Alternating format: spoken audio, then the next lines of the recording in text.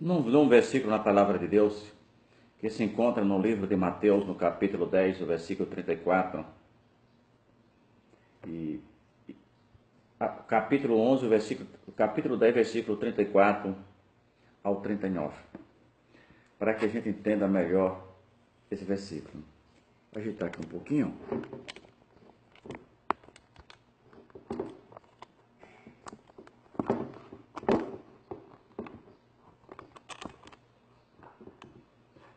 Pois bem, diz assim, o versículo a partir do 34, 10 de Mateus a partir do 34. Não penseis que vim trazer paz à terra. Não vim trazer paz, mas espada. Pois vim causar divisão entre o homem e o seu pai, entre a filha e sua mãe, entre a nora e o seu sogro. Assim os inimigos do homem serão da sua própria casa. Quem ama o seu pai ou a sua mãe mais do que a mim, não é digno de mim. Quem ama o seu filho, a sua filha, mais do que a mim, não é digno de mim. Quem não toma a sua cruz e vem após mim, não é digno de mim. Quem acha a sua vida, perdê-la-á. Quem, todavia, perde a vida por amor de mim, achá-la. Essa mensagem, eu já vi até alguém fazendo uma tremenda confusão com essa mensagem, quando Jesus fala que não veio trazer paz. Jesus estava se referindo ao conhecimento. Jesus estava falando do ato das escolhas. Que uma vez o homem conhecendo a verdade, como está lá em João 8, 36 e 32, que ele diz, conhecereis a verdade vos libertará. Se o Filho vos libertar verdadeiramente, sereis livre. Que uma vez essa pessoa, conhecendo a sua palavra, dificilmente vai concordar com as ideias, mesmo sendo do seu pai, mesmo sendo da sua mãe. Tem hora que é preciso tomar decisões, é o que Jesus estava falando aqui. Aí ele diz, quem ama seu pai ou sua mãe mais do que... Quantas vezes já ouvimos falar de pessoas que aceitaram o evangelho e foram obrigados a abandonar a casa dos seus pais porque eles não concordaram com as suas decisões. Mas para aqueles que aceitaram a Cristo, que conheceram a Cristo, esses são pequenos obstáculos que podem ser vencidos. Foi isso que Jesus disse. Observe que Jesus disse, não pensei que vim trazer paz à terra, não vim trazer paz, mas espada, pois vim causar divisão entre o homem e o seu pai. Quando Jesus fala de divisão, não é que Jesus tenha esse intuito, que Jesus tenha prazer em dividir a família, não. Mas que uma vez esse indivíduo aceitando a sua palavra, uma vez esse indivíduo conhecendo a inerrante, a infalível palavra de Deus, ele será capaz de abandonar tudo por amor a Cristo. Deixa eu citar uma coisa que eu conheci, uma pessoa que eu conheci que se bate com esse ensinamento de Jesus. Por que não admitimos pessoas que abandonam a igreja e justificam meu marido porque meu marido não quer, meu esposo não quer, ou minha esposa não quer? Não. As decisões espirituais, elas são singular. São decisões únicas suas. E são elas que determinam aonde e com quem passarás a sua eternidade. Certa feita, quando eu estava morando em Salvador, Deus me tocara e eu fui fazer um trabalho evangelístico na Paraíba, onde eu passei lá na cidade onde meu pai morava na época, saudoso meu pai. Em São José da Lagoa Tapada, onde meu pai estava morando, na época, depois ele veio morar na cidade de São Bentinho, onde passara para o Senhor. E lá naquele período que eu passei 9 meses com essa missão, onde foi aberta, graças a Deus, vários trabalhos que estavam fechados na época. E ali o pastor Raimundo Cavaco me convidaram e fomos para uma convenção na cidade de Coremas, e lá tinha alguém que se batia com isso. Tinha um pastor que viera de Minas Gerais para aquela convenção, e era ali da cidade, pertinho da cidade de Pinhacó, a cidade de Pinhacó, que é pertinho a Coremas. E ele contando que aos 15 anos, os pregadores na Paraíba eram muito sofridos, por causa de uns padres como Frei Damião, que era o idólatra que mandava quebrar as igrejas, aquela confusão terrível. E que a Paraíba é uma das cidades mais idólatras do Nordeste. As pessoas não querem, a grande maioria não quer nada com Deus. É com estátua de fulano de tal, não sei mais o que, mas Jesus mesmo, Deus vivo, que não precisa ser carregado, eles não querem nada. E aquela mãe, e um dia, dois missionários iam pregar o evangelho lá. Estava pregando, ele sabia que o missionário ia pregar naquela noite. E lá tem um mato chamado de Mufundo, que mesmo quando a água está pouca, ele está verde. E ele disse que a mãe dele, juntou ele mais um primo e uma prima, se eu não me engano, eu sei que foram os 3. E a mãe dele mandou que eles fossem dar uma surra naqueles missionários. E eles saíram de casa com esse intuito, alegre, cada um com um pau na mão, para dar uma surra nos missionários que ia pregar o evangelho naquela noite. E ele disse que se esconderam atrás de um mufumbo, ele e os outros primos, a prima e o primo, esperando a hora exata do missionário começar o trabalho para eles atacarem. Mas naquela noite, não sabia ele que era a noite do resgate.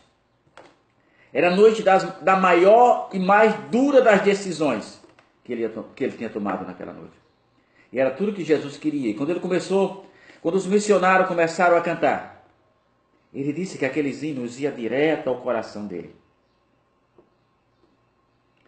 Ele disse que aquele pau que estava nas mãos caíra por terra e ele ficara sem saber o que fazer. No final daquele trabalho, aqueles missionários fizeram um apelo e ele se levanta atrás daquela moita do Mufumbo. Paraibano sabe muito bem da árvore que eu estou falando, porque eles conhecem muito bem. E ele saiu e aceitou o evangelho. E agora, como chega em casa? Como chegar em casa? E os missionários eram chamados de bode. E naquela noite, ao chegar em casa, ele chegou calmo. Chegou desconfiado, quieto. E a mãe volta para ele e pergunta: meu filho, você deu uma surra naqueles bodes? E ele olhou para a mãe e disse: minha mãe, hoje eu sou um bode. E a mãe ficou enfurecida, indignada. Mas não, mãe, eu tomei uma decisão, eu sou um bode. E a mãe virou para ele. Ele só falava na mãe, certamente era viúva, porque a mãe virou para ele e disse: está vendo aqui a fazenda? Ela era uma mulher fazendeira de muitas posses. Disse para ele: está vendo essa fazenda? Se você não sair desse movimento, desse negócio de bode, eu vou deserdar você. Que palavra dura. Mas que palavra bonita, Deus ouviu. Ele disse: minha mãe, a senhora pode me deserdar. Pode tirar tudo, minha mãe. Porque hoje sou um bode. Glórias a Deus. Ele havia tomado uma decisão. O Espírito de Deus, pela primeira vez, o limpara aquele coração e se entronizava. E agora começou a dirigir. E ele tomou uma decisão difícil. Mas Juraci é fácil. Fácil não, ele era um jovem de 15 anos. Era um adolescente de 15 anos. E a mãe o abandonara ali na cidade de Pinhacó, na Paraíba. E ele pegou uma carona em cima do caminhão e foi para São Paulo. E de lá foi para Minas Gerais, onde Deus honrara de maneira tão grande, que quando eles estiveram na cidade de Coremas, na Paraíba, que eu vi ele contando o testemunho dele, tomava conta de um campo com 60 igrejas. Foi isso que Jesus disse aqui. Criou distinção. Não era o objetivo de Jesus dividir aquela família. Mas uma família passou a continuar servindo ao inimigo. E parte da família decidiu caminhar com Cristo. E aqueles que caminham com Cristo, mesmo tendo que tomar tais decisões tão duras, tão árduas, são vencedores. São muito mais do que vencedores. Então, quando Jesus fala aqui, ele fala disso. Assim os inimigos do homem serão da sua própria casa. Quantas vezes queríamos que todos caminhassem à luz da palavra de Deus, mas vemos tantos desatinos, tantas mentiras, tantos enganos. E aquilo fere o coração daquele que conhece a palavra de Deus, e por isso que os inimigos dele surgem dentro de casa. Porque ele não vai concordar com aquilo que fere a santidade de Deus. Ele disse: quem ama o seu pai ou a sua mãe mais do que a mim não é digno de mim. Jesus não está mandando que abandonemos os nossos pais. Ele disse: quem ama mais do que a mim. Jesus não disse que não deveríamos amar. Ele disse que deveríamos amar os nossos pais. Sim, é um dever nosso. Deveríamos amar os nossos pais. Só não poderia amar mais do que a ele. Isso é, entre escolher em obedecer ao meu pai, ferindo a santidade de Deus, ou obedecer a Deus, ignorando o meu pai, eu prefiro obedecer a Deus. Preferia obedecer a Deus.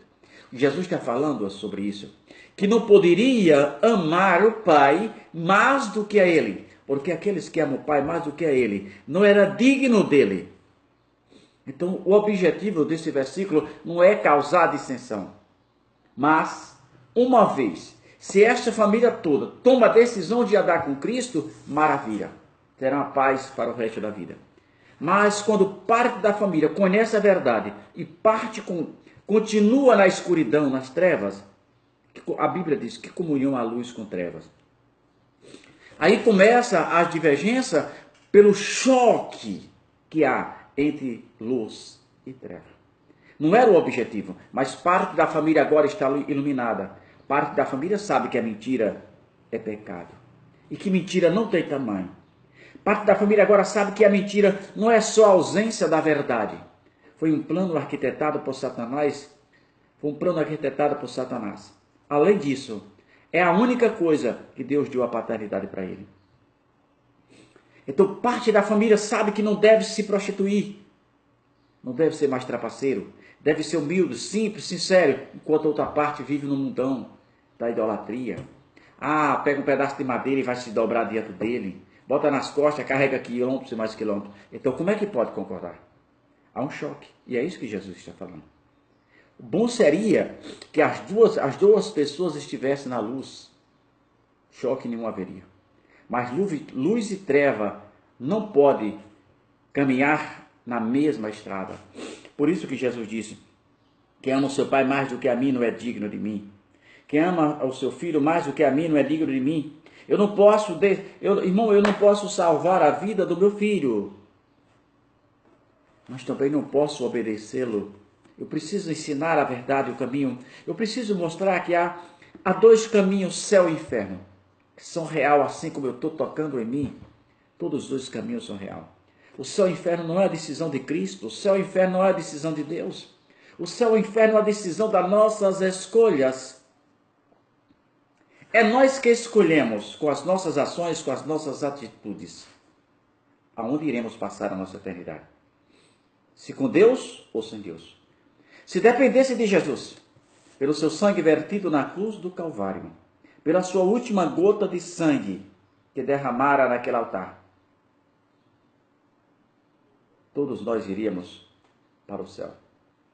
Mas Deus nos deu o livre-arbítrio, que é o direito de escolha. Arbítrio, alguém que foi escolhido para mediar uma situação. E eu sou o árbitro das minhas decisões. Eu serei julgado pelas decisões que eu tomei, e Deus não interfere nisso. Mesmo sabendo que posso ir para o inferno, que Deus é Deus, ele não interfere. Por quê? Porque ele me deu discernimento, porque ele me deu compreensão, ele me deu o direito de eu escolher aonde e com quem vou passar minha eternidade. E aí que entra a dissensão na família. O versículo 39 diz: quem acha a sua vida, perderá. Quem todavia perder a sua vida, por minha causa, achará. O que é isso?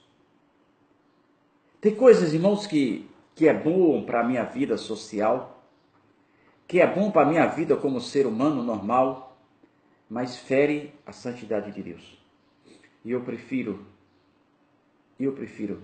pagar o preço e ter a certeza absoluta que se Jesus voltasse agora, eu subiria ouvindo aquele som dos anjos das nuvens, tocando a trombeta, e ia encontrar com meu Deus, do que ser aplaudido por uma multidão vazia, que simplesmente bate palma, sem nenhum conhecimento da palavra de Deus, mas fere a santidade de Deus. Então as nossas decisões, quando Jesus está falando aqui, que não veio trazer paz, veio trazer espada, está falando sobre as decisões e as divisões, quando alguém aceita Cristo Jesus. A Bíblia diz que ele é uma nova criatura. As coisas velhas já se passaram, e eis que tudo se fez novo. Como uma nova criatura, eu sei o que é certo, eu sei o que é errado. Como uma nova criatura, eu sei que eu não devo servir a Pedro, a Paulo, a João, a José, não. Eu não devo servir a Maria, não. Maria foi uma santa mulher de Deus, mas ela não tem poder para salvar ninguém.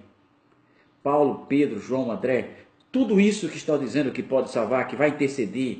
Vamos pedir a Maria para que Maria interceda. Isso é Satanás que está dizendo isso, pois Maria dorme no Senhor. Maria não ressuscitou. Quem diz que Maria ressuscitou é mais um filho de Satanás. Por que isso?